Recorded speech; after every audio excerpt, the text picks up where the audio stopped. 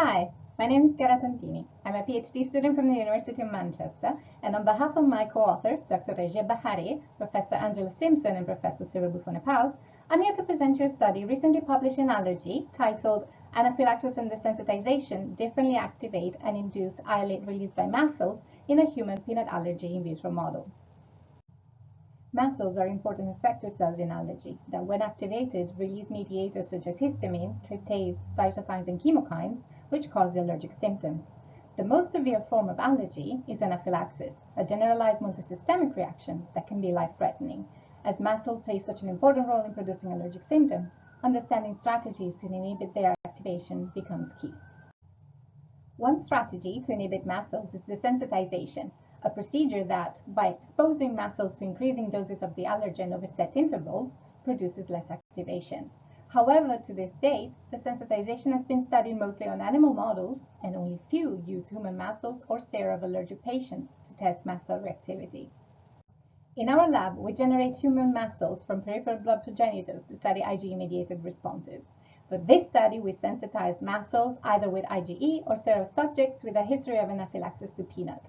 We then challenged mast cells with an anti-IgE antibody or peanut extract using either a one-shot dose, mimicking anaphylaxis, or a stepwise dose increase protocol to produce desensitization.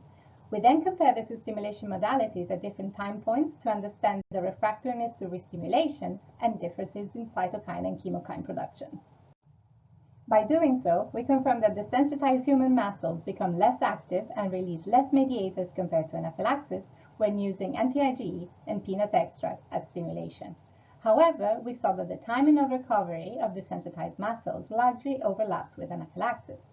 This suggests that desensitization is, in fact, an effective means to achieve low-level mast cell activation to a set allergenic dose in vivo, but is not ultimately the cause of the refractoriness observed in the days following the procedure. We then analyzed cytokine and chemokine production. Notably, only IL-8 was consistently reduced in desensitized mast cells compared to anaphylaxis in both anti-IgE and peanut stimulation. Of note, we demonstrated a positive correlation between IL-8 production and mast cell activation, suggesting that IL-8 release is proportional to the level of activation achieved. However, cytokines like IL-1 beta, IL-2, IL-4, IL-5, IL-10, and GM-CSF, which are key players in orchestrating local allergic immune responses, are either not produced or not influenced by the activation modality. This suggests that desensitization does not significantly affect cytokine production, contrary to what observed in mouse models. And with that, I wish to thank the mast cell group of the University of Manchester, our collaborators, and our funders, and thank you for watching.